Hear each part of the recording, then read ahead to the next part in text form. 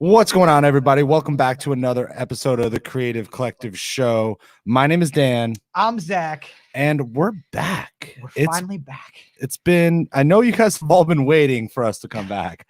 You know, it's on your calendars. You know, you're like, wow, these guys are making a comeback. But, you know, you could write it on your calendar now. We'll believe you. Yeah, it's been. How long has it actually been? How many months? So we stopped recording in the beginning of COVID, or like during, like when we were like literally like stuck home, scared out of our fucking wits. Okay. Because remember, you were recording a bunch from your house, and you had that like plain white wall behind you, and I was sitting on my couch while recording, and then I think that we just recorded so many, we got a little fatigued, and then we just kept releasing them because we recorded so many. It's true. So I think it's been almost a year. Holy shit. Yeah. 1 year. So we're back better than ever. And we got a lot of new, we've been doing a lot in this last year.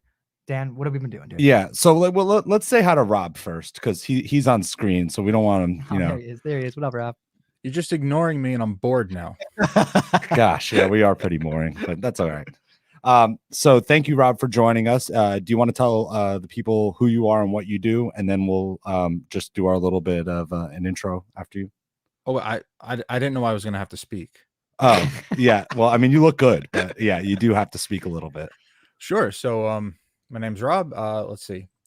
Well, we're going to get into all the really fun stuff, I suppose, but I guess the short answer is I am a New York City Metro based sound engineer. So I work primarily in film and video. I do both production and post-production audio. Actually, my specialty started me off in post-production audio. I ended up getting into production as a matter of necessity. Yeah, that's it. So now we're here, and we're gonna catch up on that in a few. So do your Awesome. thing. Hell yeah. All right, guys, if you're new here, this is the Creative Collective Show, where we interview entrepreneurs, creatives, and business owners alike, to show how all business owners are creative, and how all creatives are, you know, grinding and being business owners. If you are tuned in live on Facebook or YouTube, please comment below #live. If you are watching the replay, comment #replay. I guess to build on the comments thing, if anyone has any questions during the stream, feel free to write them in the comments, and we'll either get to them as we're going through our interview with Rob, or we'll just get to them at the end, either or. So feel free to ask Rob or you know, us any questions that you may have. If you are a creative in the New Jersey, New York City area, be sure to check out our Facebook group, NJ/NYC Creative Collective. It is a Facebook group where all different types of creators, no matter what you do, from fine art to video production, can connect, share your artwork, hire people, get criticism, really sell gear, really anything and everything that you could think of. We have this Facebook group that is NJ/NYC Creative Collective. Check it out on Facebook. And if you're listening on our podcast on any major platform, subscribe. You can be listening without subscribing. So hit that subscribe button. It means a lot to us. We're going to be ramping back up on these podcasts. We have been doing a lot. So let's get into what else extracurricular we have going on. So speaking of Rob is actually teaching a workshop digitally, virtually, that will be taking place out of the Strix Media studios, but we will be streaming it live only into our Facebook group. So you can find the link to that there. It's via Eventbrite. And it will be on Onset Audio 101. He's going to teach you all of his secrets. No, just a little bit of his secrets. Just a tiny little piece. Rob, do you want to just get into a couple things that we might be going over in the workshop? Sure. So it's actually based off of a workshop that I used to give at my old college. So I like to go over, it's really geared towards beginners and students and people who are working on that level. So I like to go over common boom pole handling mistakes and proper boom pole handling technique, mic orientation, stuff like that. I do like to do a little bit on professionalism and kind of what's expected of you these days in the industry and what's okay and what's not okay, just generally speaking. And then also from the audio perspective. And then we're going to get into a little bit of lavalier mounting, some different tips and tricks that are, used by the pros, but also totally accessible to beginners with, small budgets. Like, you can buy the $18 mic mount, or you can make one for out of 99 cents that you spend at the drugstore. And either one's going to work relatively as well. So I like to give some tips for people who are just getting started and, might feel a little intimidated about how to go about getting good on-set audio. Awesome. I'm really excited for that. I feel like anyone in their journey could always use a little of, brush up on the skills, or, if you're just starting out, some stuff to avoid doing in the future. Hell yeah. I called Rob the other day. I was like, Rob, I need help gain staging our new mic into our FX6. And he helped me out. So there you go. Always a wealth of information over there. And Zach, why don't you tell everyone about Sticky Counters and where they can check out what we've been working on? Oh God, what is Sticky Counters? I'm gonna grab an Ethernet cable for your laptop because it looks like we're a little blurry. Oh, okay. So we're gonna go fix our internet. In the meantime, I'm gonna explain to you guys what Sticky Counters is and what we essentially did. So we partnered with a local mixologist, Carlos Ruiz. He had come to us with this idea that he wanted to put together essentially a YouTube show teaching people how to make cocktails at home. And so we said, you know what, we want to be a part of this idea. And we started Sticky Counters. And actually he came up with the name. If you want to find out why it's called that, we actually made a whole YouTube video that discusses the logo, which is actually a llama, the name and where it comes from, its origin, and all that good stuff. So essentially, we started a new YouTube show where we teach people how to make cocktails at home. And Carlos is our host. How many episodes do we have out now? Like 20 different episodes. Each one has a very cool cocktail. Super easy. And you can easily become a mixologist at home and, learn how to make your favorite drinks. So subscribe at Sticky Counters on Instagram, Facebook, but more importantly, YouTube, because it's really hard to get subscribers on YouTube when you're starting out. So Sticky Counters, one word. Look for a llama. It's a llama. No, it's an alpaca. What? It's a llama. It's a llama. I don't know. We should We don't know. They look the same. Your logo is a cat, right? Yeah, it's a cat. Yeah, meow. And then one last thing before we get started, the Strix Media team, a large amount of us here over at Strix Media, as well as a lot of members of the NJ/NYC Creative Collective, have been working really hard on a Morristown documentary, which is highlighting different business owners and their struggles through COVID-19. We're doing basically a little docu-series, if you will, about 10-minute spots on each business owner and their story. That will probably come out later this year. I'm going to say summertime, but look out for that. Follow us on Instagram at Strix Media NJ, as well as Facebook, and we'll have that news and releases coming soon. All right, Rob, let's get into it, dude. Let's do it. So I guess let's start off with what you want to elaborate on what you do, or where do you want to start? Because we already did like a mini intro. All right. We do the intro. Just get into a little bit about like how you got into kind of where you got started, like your origin story. Cool, man. So I first got my adamantium coating on my bone. No, sorry, that's the wrong origin story. So my family runs a print shop, so I grew up around that industry, grew up around printing and print media.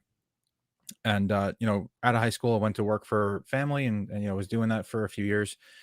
My now wife, then girlfriend, and I decided to kind of take our love of music and my ability to have access to a print shop, and we started an underground music magazine back in 2003. I'm going to try to give you the shortest version of all these points because I can go on, but essentially we saw that there was a lack of music magazine outlets that covered both local indie acts and national acts, and we wanted to change that for in whatever little small circle we could change that. So we didn't want to be, Rolling Stone, and we didn't necessarily want to be the Aquarian either. So we did that. We did exactly that. We kind of just grassrootsed it and, busted our butt and reached out, networked, got access to lots of different bands and, of all different levels. Met some of my idols that I had growing up, some of my musical idols from high school, which was super cool. And along the way, kind of realized that, if you're going to have a print magazine, you kind of need photographs. And we're starting to get, offers, free concert tickets and stuff like that. And a couple of promoters asked if I wanted a photo pass, and I was like, sure. I don't have a great camera, but I'm going to go ahead and do it. And I caught the bug, man, right away. Like I went from print into photography really quickly. Started doing a lot of concert photography, a little bit of studio style work with bands and stuff like that too. Evolved over into some product work and things, things of that nature. And then video became a big thing. I was actually one of the early adopters of the DSLR video craze. So started doing some video content for that music outlet, the music magazine, which ended up becoming an online outlet at some point. We kind of abandoned the print aspect and went to a PDF and YouTube based system. Hey, So Rob, started doing a lot of, sorry, what year did you start that magazine? that was 2003. 2003. Wow, long time Yeah. ago. Okay, Awesome. cool. Yeah. So somewhere in the middle there, probably closer to, I don't know, 2007 or 2008, something like that. We started to adopt more video content. And really, I started, so I went from printing into journalism, into photography, which then became photojournalism. And then that evolved into video journalism. I did some work for some local news outlets. One of them was patch.com, the AOL owned patch.com now. The hyper local news, little outlets for every town or every major town in the area. Their structure changed a little bit, and they kind of abandoned freelancers and started really relying on like neighborhood bloggers and stuff. So once that changed, I started looking for some full-time work in the field, either photo, video. Started to realize that you needed, at the time anyway, you needed a degree, which I didn't have in any of this stuff. So in my early 30s, I put myself through school, got my 4-year film degree. And while I was there, I had gone back to try to become a better shooter and editor. I caught the audio bug, which is sort of ironic in the sense that I kind of started this whole journey based off of a love of music and all things sound. So kind of came full circle in a sense that I took a strong interest in repairing audio and recording audio and kind of doing sound design and stuff. That's basically the gist of how I got to where I am now. Awesome. So, interesting how you went all the way through the different mediums, I guess, if you will. Did being in the video or photo realm help you better in the audio realm? Because there are, like, for me anyway, like there are some high level similarities between like dynamic range, for example, with like light and then sound. Did that like cross? Did you find any like things that helped you become a better audio guy from knowing video and photo? So on the photo end, I feel like there's definitely a link there, but it's a little bit more abstract. It's kind of a little bit harder to put a pin into it and really, tell you exactly how they relate. It's sort of Sure. more of a feeling. But it's just kind of, I guess that counts for a lot of creative areas, right? Like there's that creative instinct that kind of comes with knowing your field and then knowing how they kind of cross over. But with video, definitely. I mean, again, like I started or not started, but when when I started back at school, it was to become a better shooter and editor. So there's a sense of, storytelling. There's a sense of composition in the physical sense of the composition, your blocking, your framing and stuff. And it really works the same for audio. I think a lot of people take for granted the high end audio production that they hear in a lot of really refined media. There's a lot of stuff that's being done with blocking in terms of the sound, the directionality of sound, and where things are coming from that help evoke certain feelings. There's even, I'm sure you guys, being in the marketing world, you understand a little bit of color theory, right? There's certain colors used in logos and certain combinations evoke certain feelings in people just inherently, right? They do that. The same thing happens with sound. Not just the actual sounds, what they represent, but even just the frequencies. There are certain types of sound, certain areas, frequency ranges of sound that can evoke feelings in people depending on, you know, how you use them and what you pair them with. So in the sense of that, this is all kind of a big salad, right? And you kind of pick and choose what you're putting in there for what you want the end result to be. There are a lot of similarities, yes. Awesome. My next question was going to be something around the idea that, like, what was like some of your first, like, what was your first job or your first, I guess, like thing that said, okay, audio, this is exactly what I want to do, or like, where did essentially like you when you went through all this, like, how did you land on like audio being like, yes, this is definitely like where I see myself, not really video, not really photo, like, what was the main thing that audio that really drew you to audio? So the honest answer is there's two things, and the one of the more brutally honest answer is money. And not that I'm not, believe me, I have a lot more passion for this than what I'm getting paid for, but the truth of it is that, you know, I was in my 30s in school alongside a bunch of 20 somethings, and I realized that everybody there wanted to become a DP or a director, or, you know, some of them wanted, you know, high level editing jobs and stuff. And I realized that, you know, having known the job market myself already, you know, it's kind of like in a band, right? There's everybody wants to be the lead singer or the lead guitarist, but not many people want to be the bass player. But who's responsible for the, you know, who's responsible for the rhythm in the low end is the bass player. And having ironically been a bass player most of my life, that just kind of naturally came to me and it resonated. And I kind of realized that, so, you know, I do love that area of work. It's a part of the process that I genuinely enjoy. And you know, if I get really good at it, there's going to be a lot less competition. Look, I know I must know 20 amazingly talented DPs, guys that I work with all the time. And you know, if I ever had to go ahead and film a project of my own at this point, it would be really hard for me to pick who I work with. I know like maybe 5 decent sound people. So if I ever need to hire somebody not myself, I already know who they are and what they deserve to get paid. So there was kind of a competitive advantage, I guess you could say, that I was looking at with that. But outside of just thinking of it in terms of business, it really was the storytelling stuff. I remember back, I was little, maybe 5, 6 years old, and or, no, sorry, maybe a little bit older. But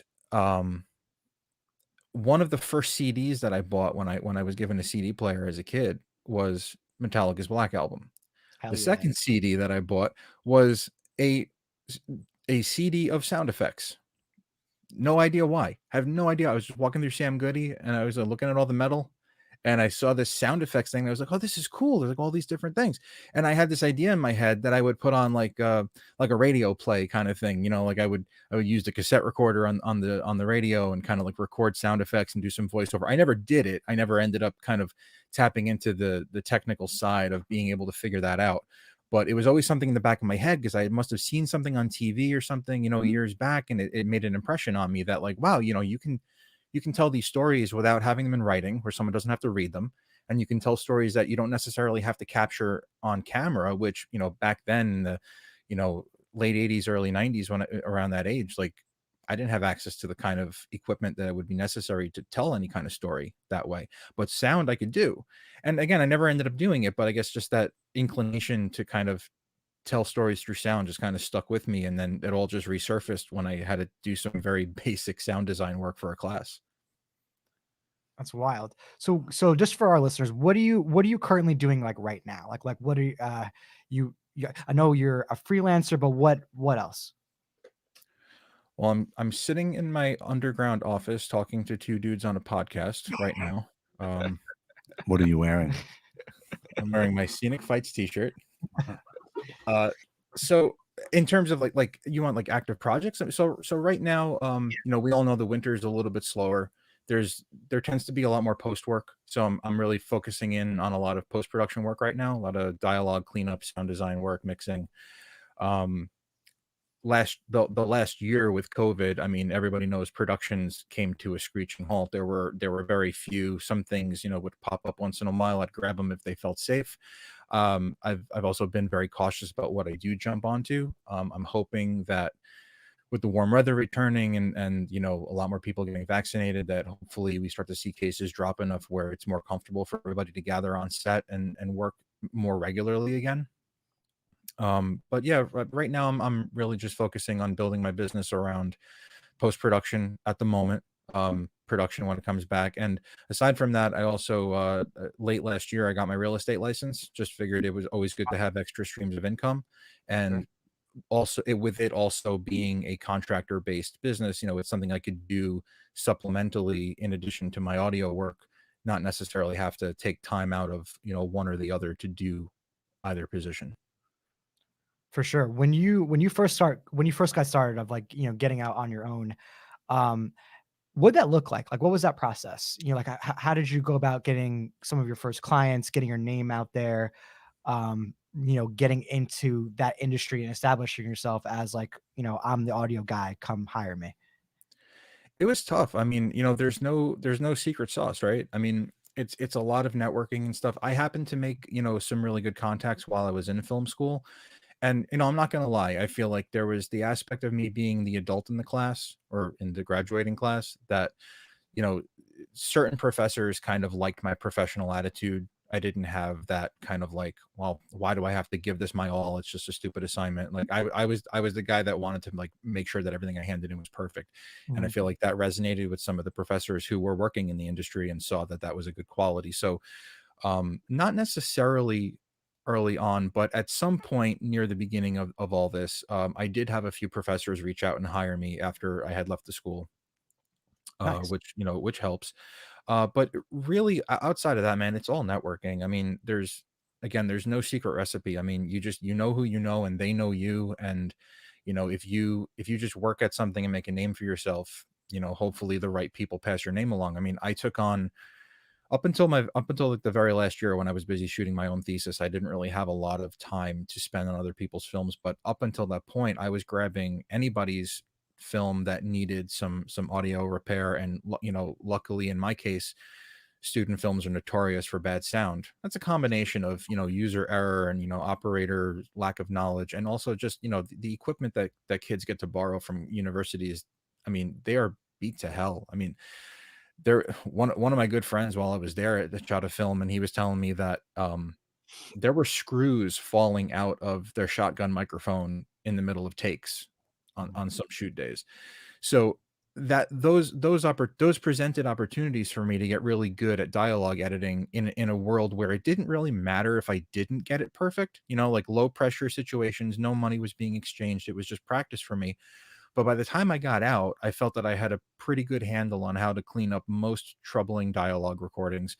And that's actually one of the things that my name's been passed around a lot for these days is, you know, people, and especially during, you know, during COVID, a lot of people were still trying to film stuff, but with minimal crew. And sound is one of the first people to get scratched when budget's tight or when they need less heads on set.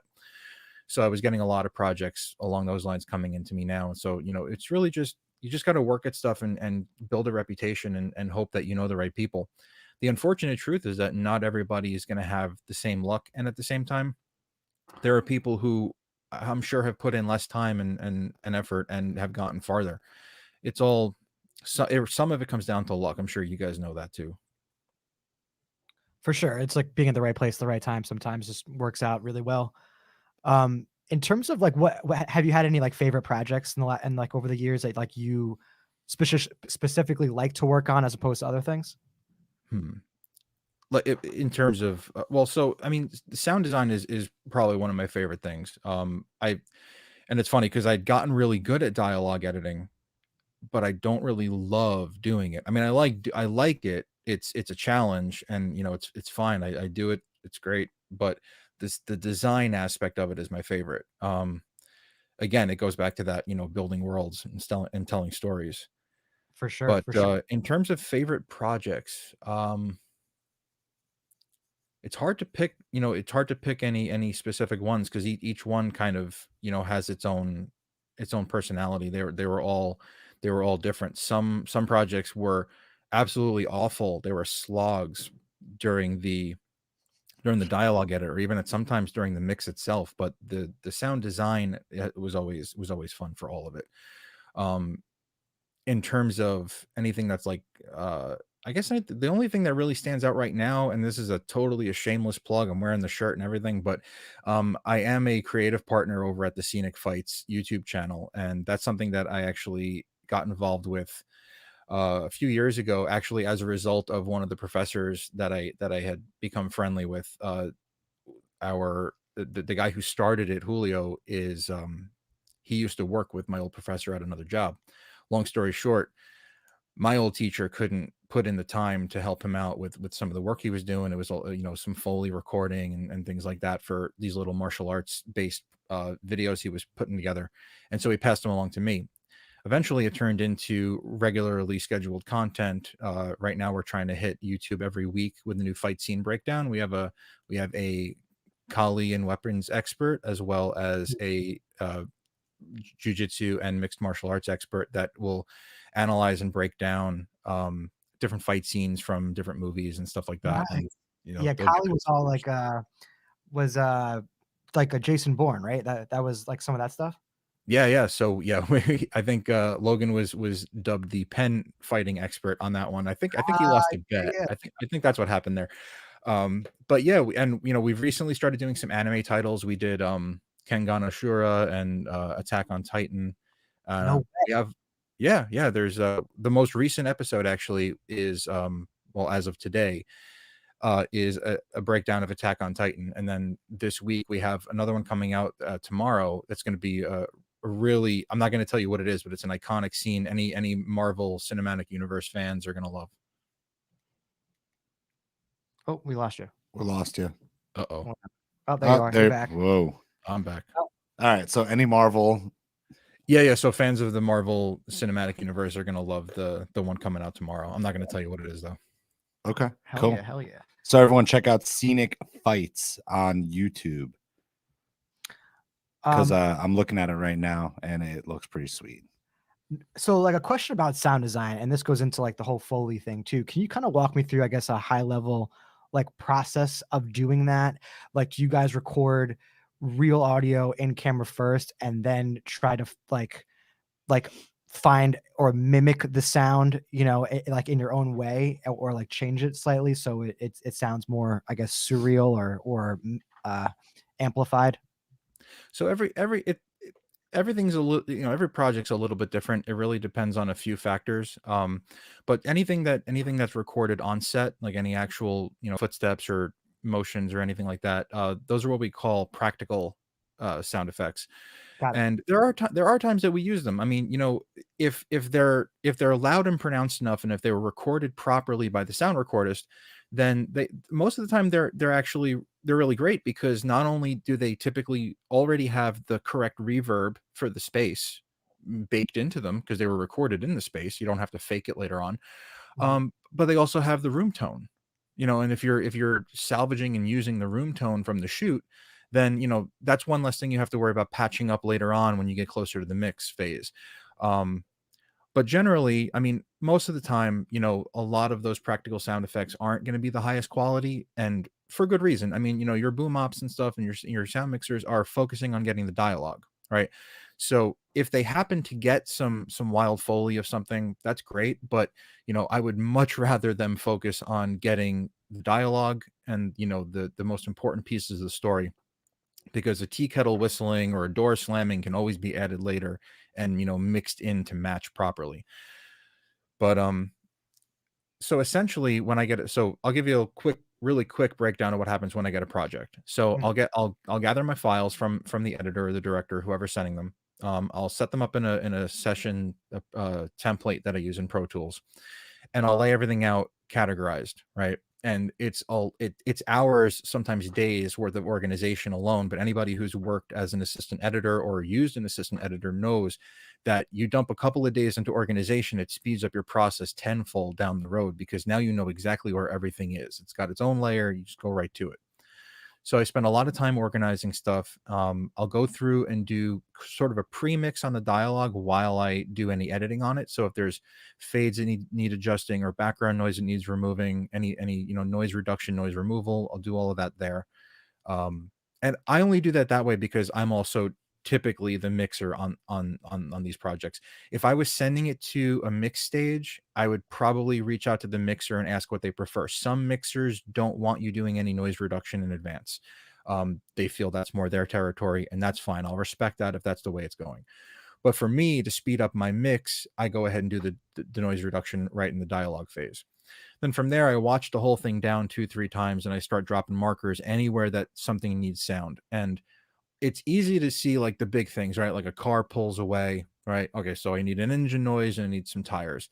But how close is the camera to the door? Are we going to hear the sound of the doorknob, the door handle opening? Are we going to hear a jingling of keys? Like, what are they wearing, and what's the material on the seats? What kind of sound will it make when they sit down? Is it squeaky? Is it vinyl? So that's sort of the higher level stuff. Like, everybody can throw some explosions and gunshots and stuff at a project and make it halfway believable, but if you really want to immerse people, you have to include everything that the ear would subtly pick up on. I mean, you sit in a quiet room on your laptop and you'll hear your finger going across the trackpad, right? Like, almost like an ASMR kind of a thing, right? So you have to look for all those little super tiny details that most people are going to take for granted. They're going to hear it, and they're not going to register they're hearing it. They're just going to believe they're in that world. If it's not there, you run the risk of, like, maybe it takes them out of it, maybe it doesn't. Some people might not care, but for me, I like to throw everything that I can in there. I've thrown so many sounds into projects that I've had directors come back and say, well, we got to trim this back, there's too much going on. I would rather give them too much and trim it back than them come to me and say, nah, I don't believe it, I don't buy the scene, it doesn't work for me, and then have to figure out where did I mess up, what did I miss. Wow, Sure. There's so much that goes into that. It's crazy when you hear someone break it down, right? Yeah. All right. So, Rob, tell me about a time where you might have really messed up, or you struggled, and you really learned something from that moment to grow. Well, I mean, I was born perfect, so I mean, I don't even understand this concept. All right, podcast over. I don't understand this concept. Podcast is over. All right, so here's a good one. So the audio professor that I keep referring to, he is the senior mixer over at Showtime in New York. He does the majority of their commercials and their little sweepers and promos for their different series. So he's got some clout. The guy's got decades of experience on me, and he knows a lot of people, and he knows what he's doing. So when that guy comes knocking and hires me to work on something for him, I know it's got to be tip top. I mean, I can't take any shortcuts like maybe I would on like some low budget, indie student film type thing where like they're just like, yeah, we just need it done, don't worry about it. Like, okay, I know where I can kind of skimp, but when I do stuff for him, I know that I can't do that. And so one time he hired me sort of as an assistant editor, in a sense, like basically just wanted me to set up the template for him and then do some basic pre-mixing and dialogue work. I did it the way that at the time I thought was the proper way to do it, the way that I had been doing it. And again, because I was doing everything soup to nuts, right, start to finish. And I sent it back to him, and he sent me back like, this email that was like, basically, what did you do? I was kind of taken aback. I was like, well, I did everything that I thought, this is the way that we do things. And I kind of had to redo everything.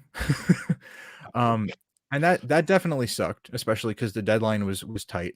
But at the same time, like, that was a really good learning experience, because then that really refined my process from something that was working for me, right, but that wouldn't be working for someone else, into something that will work for me and others, as my business grew. And that was fairly early on. So, I had time to integrate that lesson into my work going forward. Awesome.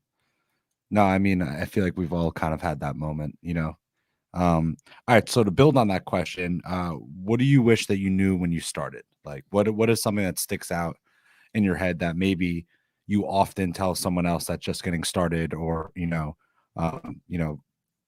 something that you Okay. give something more detail to?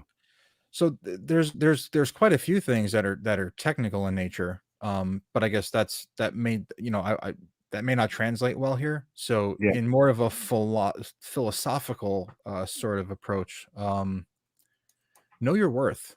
I mean, that's a big one. And I see a lot of people. I mean, look, it's the gig economy, right? I mean, you see a lot of people on Facebook in these different groups, these different creative career groups, posting like, "Oh, I need someone for this role," and it's like $100 for the day. And I get it. I get where they're coming from, and I get that there are people who need to put food on the table who might be taking those projects. But you will see an equal amount of people, hitting the laugh reactor, actually going in and attacking the original poster on their rates and stuff. And it comes from a good place. I mean, I know it seems like bullying a lot of times, and some people go overboard, but you really have to know your worth. And you guys as a production company, I'm sure you've come up against where someone asks you for a quote and you're not even sure what it's worth at the time, because maybe it's outside of the scope of stuff you've done, or there's some new equipment you'd have to invest in and learn, and you really don't know how to value that. So you throw a number at them and they wince, and so you drop it $200, right? And then they still like, so you drop it another 200, and that's fine. You're learning and you're figuring that out.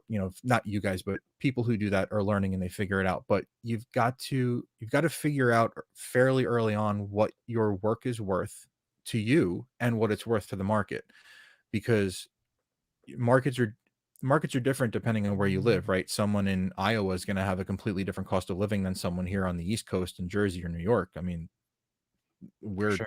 ridiculously expensive to live around here. So, Equipment, same. right? So know what your skills are worth, and you know budge if you have to, give in. Like you don't there's a value of being the guy who holds the line and doesn't budge in terms of reputation. But you know i've i've I've lost count of the number of jobs that I've taken almost begrudgingly for the rate. I mean, not that the work wasn't fun, but it definitely wasn't paying what it was worth. And I took them, and they were tough, and sometimes they were totally not worth the effort, because maybe difficult personalities or difficult expectations. But in the end, if you knock it out of the park anyway, you know those people might come back with better budgets later on. And that has absolutely happened for me over the years. I've done some stuff for people who were really just in a bind and didn't have a lot of money to throw at a project, and I just thought it seemed fun, jumped in, and later on they're coming back at me with decent budgets, good projects, or they're networking me with other people that are even above their pay grade. You just have to, I mean, that I think that's number one. If you're gonna do this as a business, if you're gonna try to make a living off of art, it goes beyond the technical and creative proficiency of your role and what you do. You need to consider what you're doing a business, and you have to make sure that you're being fairly compensated, and make sure that you can afford to continue to do your art. I mean, Yeah. it's really, I mean, camera equipment, sound equipment, all this stuff is not cheap. I mean, it's really easy to get excited about the prospect of what you can do with a new tool before you ask yourself, but do I have the work for that tool? Like, am I going to use it right away, or is it going to sit in a box? And that's something that you have to know. You have to know your market and know who you're marketing to know if you're going to be able to bring in work for those tools or those skills, or any education you're going to invest in. So Yeah, I think to your point that there's two sides of the spectrum, and I think that balancing that middle ground is the best way, at least for us, to go about it. In the manner of, So loud. I don't know what that beep noise was, but anyway, in the manner of like, you don't want to take too many gigs that are too low because of all the things that you just named.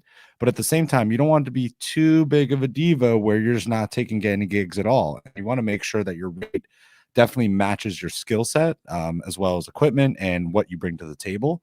And I feel like I interact with the two polar opposites often, and I don't think there's enough people in the creative world that ride that middle line sometimes, because it's either like, oh, I would never take my camera out of my bag for that amount of money, or it's people that are like, I'll just do it for free. I think there's a lot to learn on feeling out the customer, feeling out or client, um, making sure that it's something that if you're not getting paid the rate that you want, that it might be something that you're either going to enjoy doing or something that could be used as a portfolio piece, maybe possibly having creative freedom if you are going to agree to a lower rate and or free, things like that. And I feel that the creative world, like when all of a sudden you want to start talking about money, this is another one of those things where people like freak out and they're either like black or white, and it's like it's either one extreme or the other extreme. And I think that really not only hurts that person and their growth, but I think on both extremes hurts the industry. Because like when someone posts up a really cheap rate and says, am I charging this client too little in a Facebook group? And everyone's like, you're ruining the industry. And I'm like, who are you? They're like, I own a $1 million agency. I was like, so why are you yelling at the kid that's making music videos? Like, yes, like telling him nicely that, like, yeah, just make sure that you know your worth before even seeing his work. And then it doesn't make any sense. Yeah. Like just jumping down someone's throat about how you're ruining the industry is also asimine. And the whole other side too is that you get to, like, even if you're taking a gig that's like not what it's worth, at the same time, maybe you can, like, really at that point, the pressure of like being in that gig is kind of off because now you can easily handle it, but maybe you get to try something different. And to your point, maybe like expand your creative freedom and say, hey, like I'll take on this project, but I want to try something a little bit different. Would you be open to that? And then being able to kind of spread your wings and try something new that you wouldn't normally try on a super high budget because you don't want to risk it going the wrong way. So like it kind of opens up the door to try new stuff, if anything. Yeah, I mean, we took a gig in the middle of the pandemic, because we were looking for work of any kind. I know that everyone listening probably feels the same. And it literally ended up being one of our best videos to date. Which one? Athletic Freak. Oh, hell yeah. That thing was sick. So, the budget was a joke, comparative to what we would normally charge. And we had about 4 hours to shoot it. And we came out with an absolutely incredible portfolio piece. So I think it really goes a long way. For I sure. mean, and everything can be a payment, right? I mean, it goes beyond monetary. I mean, the guys who are yelling at people for destroying the industry, in a lot of ways, they're valid, they're accurate. I mean, Yeah. you definitely, if you consistently take lower rates, word gets around that position, maybe not necessarily you, but that position overall is worth a little bit less. That it becomes a norm that you can haggle people down, and then rates that had been steadily going up over the years now start to get chiseled away. Sure. But there's a balance, there's a happy medium, right? Like everybody knows, there's like, there's industry standard non-union rates for certain things, certain positions and stuff. And, not a lot of people will talk publicly about what they actually end up accepting when they do take a job. A lot of those conversations happen in private through Facebook Messenger or text messages or emails when they don't really want to put publicly like what they actually got for something, but they do want to give their industry colleagues a heads up that, hey, I had to do this. It was that or eat Cheerios for dinner, Yeah. and that's and with the pandemic, that was an all too common situation for people. But again, beyond monetary, right? I mean, sometimes experience is always valuable. So that I don't even count that, right? I mean, any kind of practice or learning something new is always great. But let's say you're trying to build a better reel, right? Or you're trying to build your IMDb or something. For instance, over the course of last year, I realized that my IMDb was sorely neglected. There was a lot of stuff that I worked on that was just never put up on there, or I was never properly added and credited to the projects, and that looked bad when directors would ask for my IMDb link. So I spent a lot of time putting that together, and kind of like a few months just kind of really like scouring through all my archives because I've been able to keep everything so far that I've worked on. So I had reminders of every project. And at one point, someone came to me, a friend of mine. I don't really get to work with him often. I was, really happy that he recommended me to work with him on a project. And it was actually for someone that I had known through film school. She had asked him to do the mix on her film, and some of the dialogue editing and some of the sound design was outside of his realm of expertise. So the rate was fine. The rate was good. It was going to be a little more time consuming than, it turned out rather to be a little more time consuming than I expected, but things happen. But ultimately what I ended up doing was I was able to, he very strictly wanted the mix. And I understood why. He was also building his credentials and building his IMDb. So he wanted the mix on this under his name. I said, fine, I'll be happy to take the dialogue edit and the sound design. We can even team up a little bit on the sound design if there's elements that you want to do. He said, but can I speak to the director about becoming your supervisor? Because I did have a little more experience in this realm, and I wanted to give him the opportunity to get that credit, but he was going to be asking me to check his work anyway. So I was able to negotiate an additional credit, an additional title to my name on there as the post sound supervisor. And Nice. it's not fake. It wasn't made up. Like I walked through his mix with him. I consulted with him as well on some of the sound design elements. I had him record a few things that I didn't have access to at the time. And, we were able to work together. So now my rate, which again started off decent, it was a good rate for the amount of time, the run time of the film. Now the overall value to me of doing that project just went even higher, because now I'm getting something else that I needed outside of the money. I was getting something extra to my name, some industry clout, however you want to label it. But everything is negotiable, right? And you can always find ways of pulling out value from a project, even if it's not always monetary. Now, whether or not you can afford to take on something that's a lower dollar, price tag, that's entirely subjective. That's up to you. But finding figuring out where you can find value in a project, that's completely, that's on you. And you can negotiate that with yourself. Yeah. And I think a good rule, and you could tell me what you think about this, is the rule that I've set in place is you never work on stuff that you're approached by someone else for free, unless it's another creative or unless you're absolutely in love with the idea, which is rare. And you want to make sure that you're just okay with it, right? Like every time I'm approached for something that is free, it's never like, oh my God, that sounds like a great idea. It's always just like, oh, I'm completely getting screwed on this. But if you approach someone, if you have something in your head, you're like, I need this for my portfolio, let me start reaching out to different people. That, in my opinion, always works out better. Or if it's another creative that's like, hey, I need a hand on set, would you like to be a part of this? I think that's awesome. And I usually, in my experience, it hasn't led to something that where it feels where you're being taken advantage of, or you get put into a situation where you're like, oh shit, like fuck, like what do I do now? Rob, before we keep going, anyone that's watching on Facebook or YouTube live, and if you're watching right now, comment in the comment section, #replay. And if you are live, #live. Wow. Jesus Christ. Wow. I'm out of practice, dude. I'm out of practice. #live. You know what? Write anything. It doesn't matter. Show us that you have a heartbeat. Yeah. #heartbeat. Just have your cat walk across the keyboard and then hit enter. But anyway, comment #live. If you're watching the replay, comment #replay. It means a lot to us. If you comment, more people end up seeing it because Facebook thinks that we're awesome.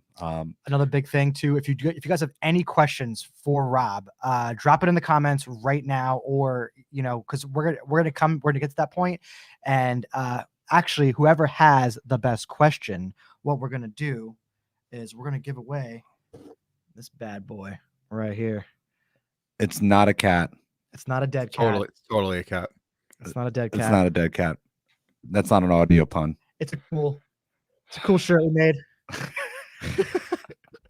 I'm going to see it. You're going to get a shirt and some holographic stickers. Yeah, there you go. We're just it's a bunch of cat heads. What do you call that when you're bribing? We're bribing people. We're bribing you to leave comments so our plays go up, and then you get your question answered. Yeah, or we're just gonna stop this altogether. We're just gonna quit. That's it. That's what's gonna happen. Then we'll have to cry. So Rob, so we talked about how you got started and like things that you would tell other creatives and or people that are in the audio realm.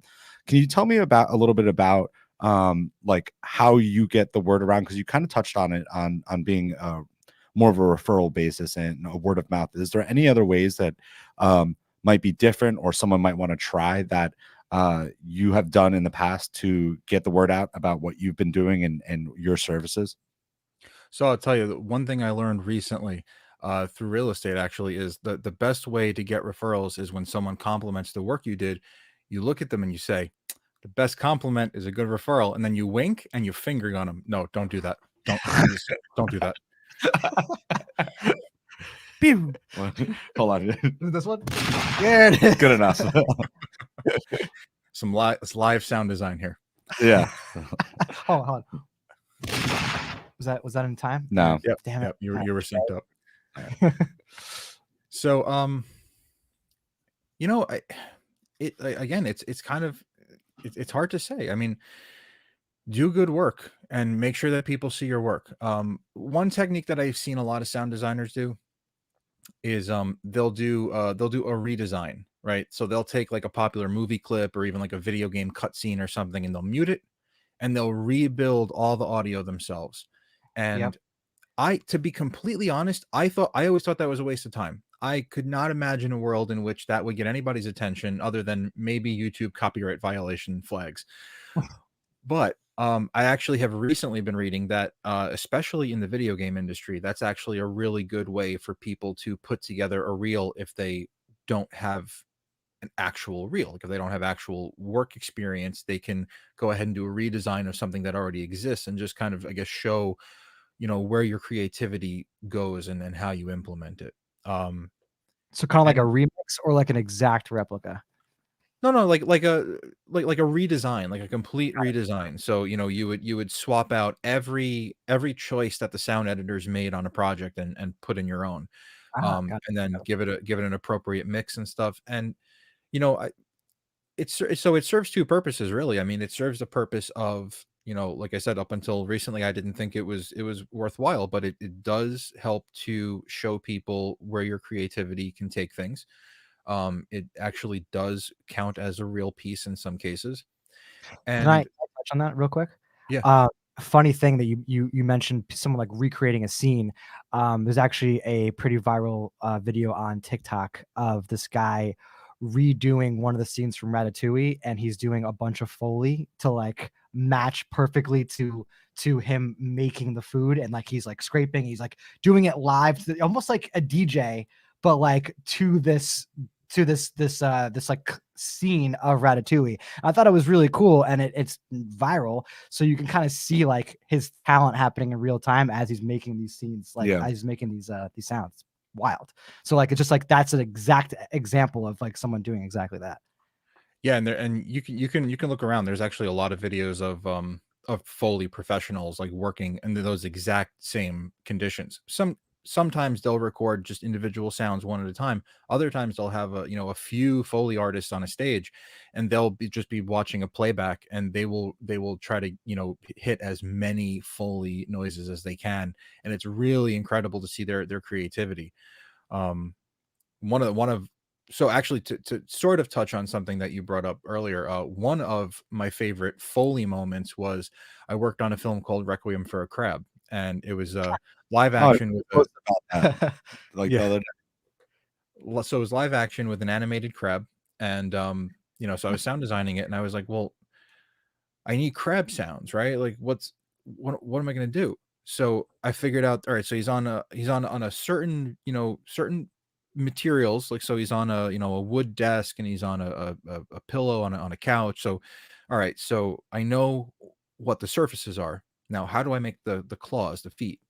So I took an old glove, an old Under Armour jogging glove, and I took some popsicle sticks, and I taped the popsicle sticks to each finger. And then I recorded myself clacking on, a cutting board or on a pillow or on, on a piece of plastic if he was on a countertop. And then just a little bit of processing, a little bit of reverb and some EQ just to make them fit the environment a little bit. But that was one way that I kind of recreated that. A couple times where he would, kind of clack his claws.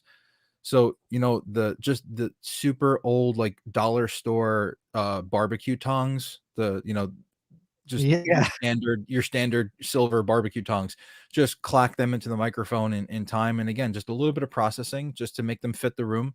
And that worked, tuck them down in the mix, and it works. So there's one example of something that I look back on fondly. That was definitely a fun project. But yeah, so the redesigns, like I was saying, they also help flex that muscle, the actual experience, the creative experience. So, if you didn't have active projects, or if you don't have something that people are paying you to work on, or even ask you to work on for free, go ahead and give yourself some free assignments. Pull down a movie scene, and find a bunch of free sound effects online. Freesound.org is great for that stuff. um, or record some on your own if you really want to get creative, and just rebuild some of your favorite movie scenes. And you can use that in a reel to a certain extent. People are going to want to see real work experience, but those definitely work, at least to show the creative side. That's Yeah. awesome. I love that. I love all those ideas. And I actually want to ask you just a little bit about your process. Are you normally like making your own sounds as like as you go, like as you need, or are you pulling from like a sound bank? And um, even like for example, like one of the videos that we did, it was actually Carlos, going back to Sticky Counters, making a drink, and it was all we did all the sound design in post, and some of the sounds that I found that were titled like different things, I made work for something else. So like almost like an ocean became pouring water into a glass, something like that. Like it was very, even though it wasn't exactly what I was looking for, it kind of fit the mold to some extent. And we used scratch audio for some of it. Remember? Yeah, we like did. it started coming through. Like, oh, that's like it was good enough. Yep. So yeah, I mean, it's kind of a similar thing. So again, like, going back to just the process start to finish, when I get to sound design, I look at all the practicals, right? So the scratch audio that you guys had on the camera. um I would see what works and what needs replacing, drop markers everywhere, I keep like 2 notebooks on my desk for, various projects, so I could have multiple things running at the same time.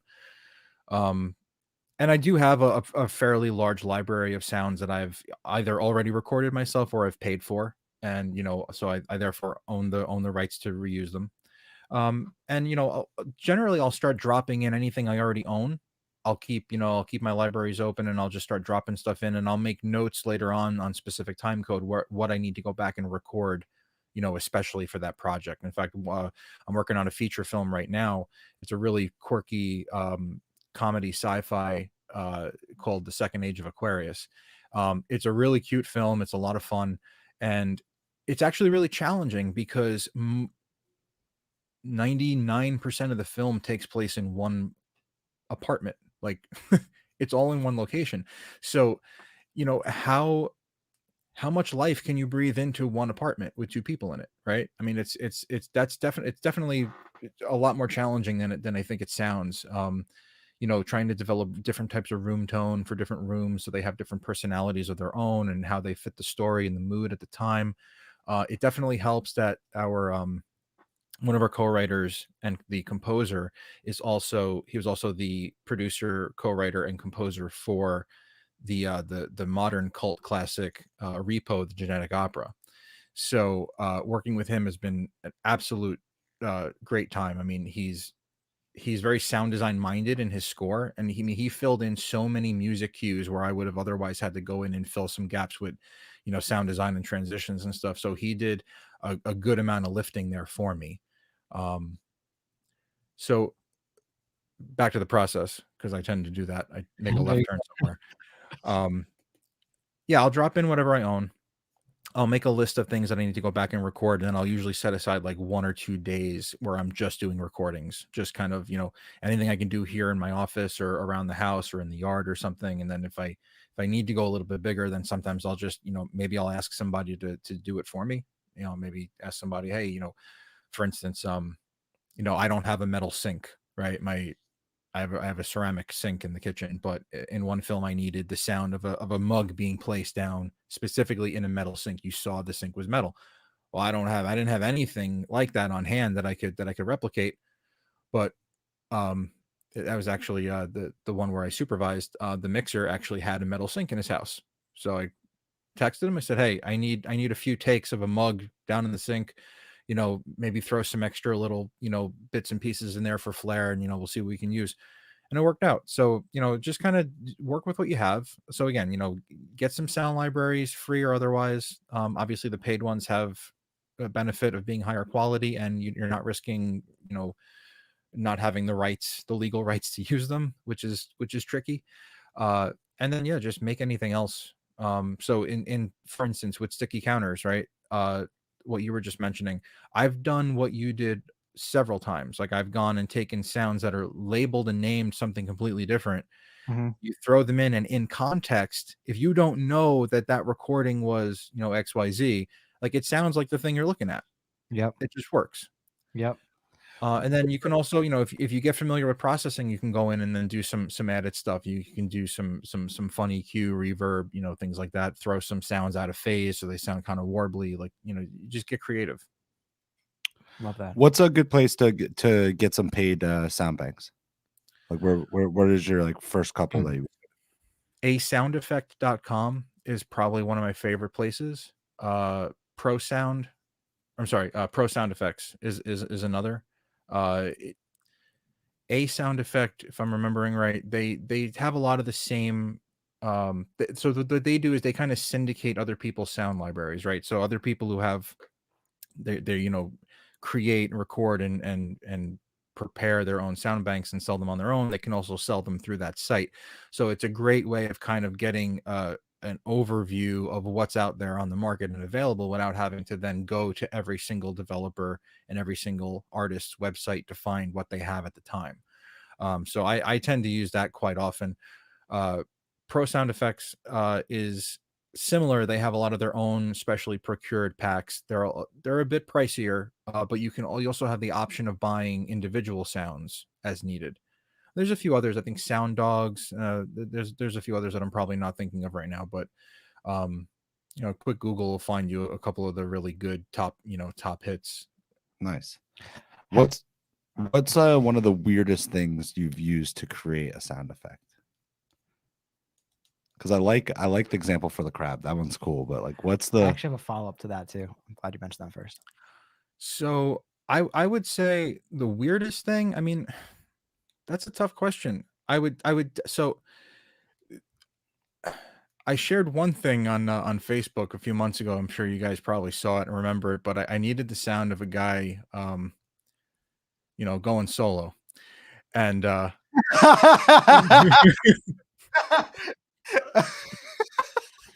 so it's just really funny. You grow up and you come across silly things as a kid, right? Really juvenile crap that your friends do, and I realized that if you grab your cheek and do this, it kind of works. It does work. It's so funny. Oh my god. He's a child. That's great. We all are. Bring it up. That was great. I was gonna ask you, have you ever come into a situation in which someone's coming to you with like, hey, I need it to sound like this, or I have an idea in my head for what it's supposed to sound like? Because my biggest thing is, how do you describe a sound without like literally doing it with your mouth? Like, it sounds like, like, how do you like say that? You know what I mean? Like, have you ever come into an instance where like someone's like, I need a sound like this, but they have to try to describe it through words, I guess? Yeah. It's definitely harder for people who don't have experience, kind of presenting those ideas. And to be honest, like, making the sound with your mouth works. I mean, centuries of people going to mechanics and saying, my car is making a, I mean, we all know how to do it, right? Exactly what you're talking about. I mean, that approach works. I mean, it wouldn't work in an email. It would, work on the phone or a Zoom call or something like that. But, Right. I've had, it comes down to the language of the work. I mean, if you think about the way that writers talk about the writing process and, directors talk about the directing process, like they find ways of using adjectives and verbs and stuff that, you wouldn't, not the way you would normally utilize them in conversation, but if you put them if you frame them in the right context, they make sense, right? So, all right, so we have a beach scene, and this girl's like contemplating life and death and all that stuff, and there's waves in the background, but there's tension in the house, 100 feet away. How do we show that she's by this beautiful ocean looking out at the beach? Somebody would normally be smiling, but like all hell's breaking loose in her mind, because there's stuff going on behind her.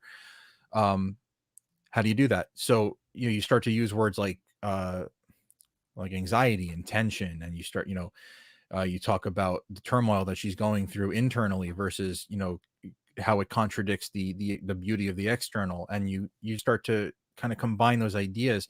And I feel like it takes some time, but once you really, again, once you know your process and you know the creative side of it, it kind of comes to you.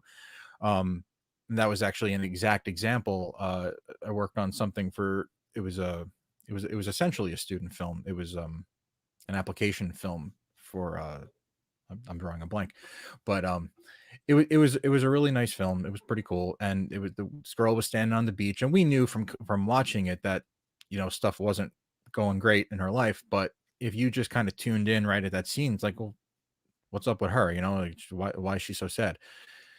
So we this was actually decided before they sent it to me. The director and editor had already made the decision that they were going to intercut shots of a tea kettle on the stove that her boyfriend was making tea, and we would start to cut back and forth. At first you'd hear the waves, and then you'd see the tea kettle, and you hear the tea kettle, then back to the waves, and then eventually they start to bleed into each other's shots, and eventually the waves started to sound more aggressive and the tea kettle reached a higher pitch, and then it all kind of came together, in this internal frenzy, which kind of embodied what was going on in her head.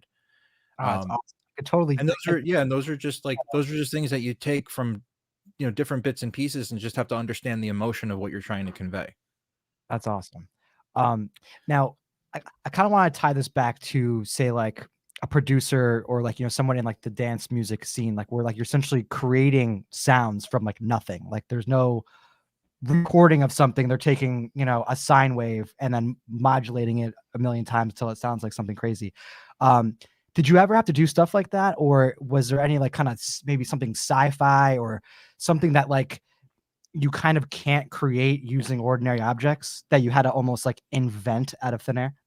Yeah, I mean, that's exactly what synthesizers are for. No, yeah, actually, I worked on it's a short. It is very close to being a feature, called Iridescence, and the composer on that was actually Michael Vignola. And people who are familiar with some of the the creative Facebook groups in the New York, New Jersey area probably have seen his posts and seen, maybe even heard some of his work or hired him. Um, and Mike was great. He created a really awesome kind of creepy music bed for the whole film. It was almost like start to finish music, and it really did a lot to bring the emotion of the characters out through the course of the film. But then there were some moments where I just felt creatively like we needed a little something extra, right? So I don't have a $3,000 water harp, and I don't plan on buying one anytime soon, because that's ludicrous. But I was able to find a virtual instrument, which is basically just something that you play through MIDI input, right? Mhm. And so I found a water harp virtual instrument, and the cool thing about it was that um, I was able to play the individual notes, the tines of the water harp, or virtually tap the bottom and get the percussive side of it, and do all those things that the instrument would have. But then I was also able to route it back through processing and stretch it and change the pitch and do things like that. That then took a very organic sound, a sound sample anyway, and morph it into something a little bit otherworldly. There's I don't want to give away what happens in the film, and so I have to be careful about what I say at this very moment. But there is a very specific effect that I was asked to create, and it's basically a not a transformation, but it's a let's just let's just say it has to do with memories, right? Mhm. And the director was like, "We need something that no one's ever heard before." And that stopped me dead in my tracks, because I just thought of the old George Carlin joke, when someone says, use your own words. Well, I'm using the same words everyone else uses, right? So essentially I have the same access to the same sound field that everyone else has access to. It's hard to invent something that has definitely never been heard before, but I knew what he meant. I was being a little, technical in there, but I knew what he meant. And so after some trial and error, I found actually a really interesting tutorial, not a tutorial, but a breakdown video of how they affected Tom Hardy's voice for the Venom film. Yeah. And I watched what they did and the tools they used and how they affected his voice to go from Tom Hardy to the gravelly, liquidy sounding, Venom. Yeah. And I thought, okay, there's elements here that match the elements of the film that I'm working on, but obviously I don't want it to sound like Venom. So what do I do? So I took the recipe, basically, I broke it apart and I kept the things that I liked and I added some things of my own. And I was able to create these ethereal, otherworldly sounds by taking dialogue from some of the characters. And if I turned off all the processing, it would just sound like dialogue. It would just sound like the things they said earlier in the movie. But after running them through this heavy processing chain and adding a little bit of synth to them as well, and kind of triggering certain sounds, through MIDI, I was able to bend their voices into something that didn't sound anything at all like voices. But if you listen closely enough, and this is where it kind of gets in subconsciously, you can still sort of make out that they're words. You can't make out what the words are, but you can tell that they're phrases coming out of a mouth. And so that was actually a pretty big moment for me. I was really proud of how that came out, because that was, hey, I created something nobody ever heard before. Yeah, That's almost awesome. like some ancient, alien language, if you will. Yeah. That's way in my head anyway. That's so cool. All right, so we're about at an hour. So, do you have any questions for us? We always ask this, and nobody ever has a question for us. Questions for you? No. Why would I have questions? I'm the one being interviewed here. This is about me. This is all about me. How cold do you keep your studio that Zach is wearing a heavy green jacket? That's hilarious. Doesn't he look like a weed nugget? I'm just Yeah, way to break the headphones, Steven. Yeah, it's we don't really have control over the studio, unfortunately, but Zach sits near a window that he claims there's a heavy draft. There's literally mulch. Have you considered swapping seats with him to see if that's accurate or not? No. Well, the other big thing too. I'm not a scientist. Like, my desk is also made of glass and not like wood, so it just the glass is always cold. And if you like Always are always cold. putting your hands on it, it says you just osmosis the cold into you. all right. So to wrap this up, where can everyone find you if they want to hire you, check out your work, whatever it may be? Plug it up. My website is setandpost.com, as in onset and post production. So setandpost.com. That's where you're going to find some basic background information. You're going to find a little bit more of a complete list of credits, because there's a lot of stuff that I've worked on that isn't IMDb applicable, I suppose. So they're just not on there. So I've added a lot of stuff on my actual website that you wouldn't find if you went to my IMDb. Otherwise, you can check out my IMDb. It's my full name, Robert Acocella, and you can see the spelling of that right there. And that's going to have all of my my more, I guess, more professional film level stuff, or stuff that Amazon deems is okay to advertise, because they bought IMDb and now it's an Amazon service. Wait, really? Oh yeah, years ago, few years ago, Amazon bought IMDb, and that's actually why it's a little less exclusive these days. Makes sense. Interesting. I actually have one. That's why every ad on that site now is for some Amazon product. Wow. That's and then hilarious. And then quick thing. If you guys are in the Facebook group NJ/NYC Creative Collective or are going to join it, you can see it under events. Rob will be hosting an audio 101 class on April 5th at noon. It is a free event. You can just register right through Eventbrite, right through that group. And he's going to be dropping just a little bit of knowledge, not too much. He doesn't want to give it all away. Just a hair. Some of the sauce, not all of it. Yeah, just some of the sauce. I like that. Yeah, there you go. There's two things about every good teacher, right? One is that they only teach half of what they know.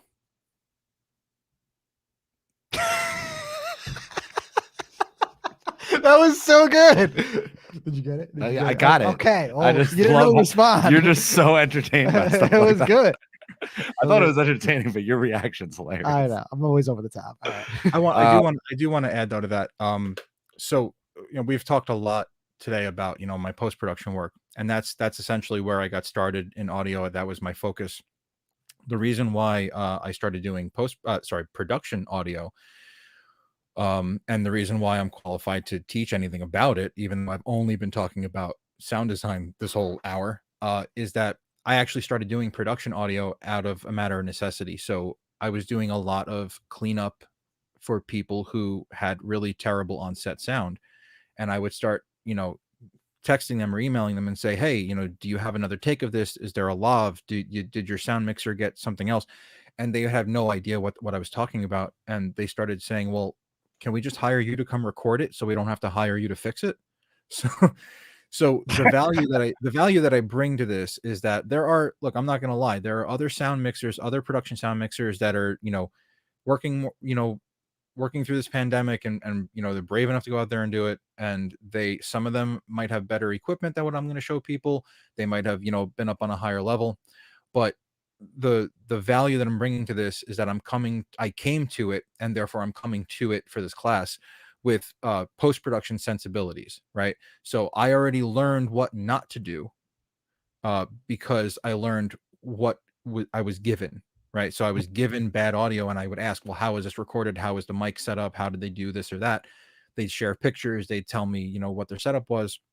And I figured out why that wasn't working, so that when I start doing production, I know not to do those same mistakes. So what I'm going to try to do is kind of bring some of that sensibility to it and teach people how to make the editor's life a lot easier, and potentially save the director some money, not having to hire somebody to do a whole ton of fixing, because some guys charge by the hour, and some of those hourly rates are astronomical, and they earned it. They deserve that money. Know your market, right?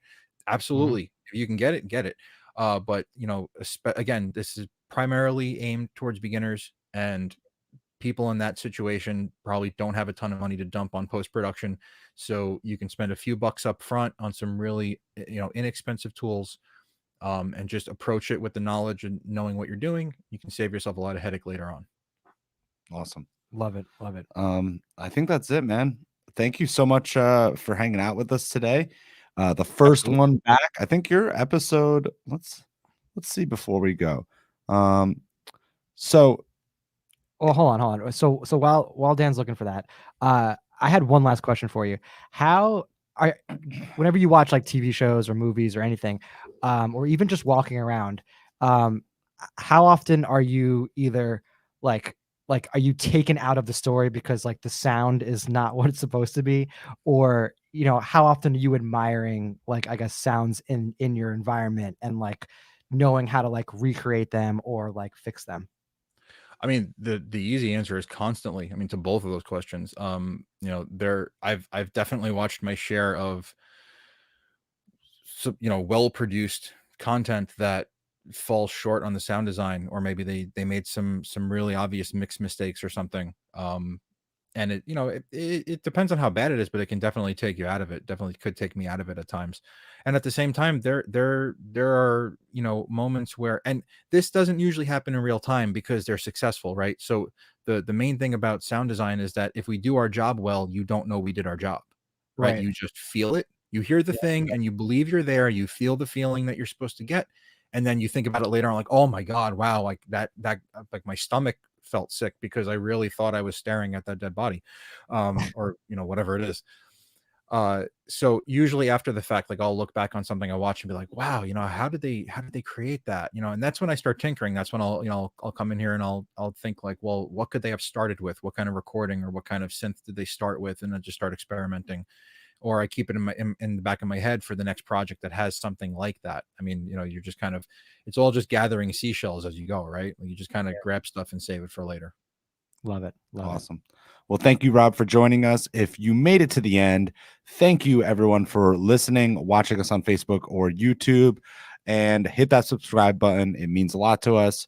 And that's it, dude. Yeah. We're back. Well, you left everyone hanging. What number are we at?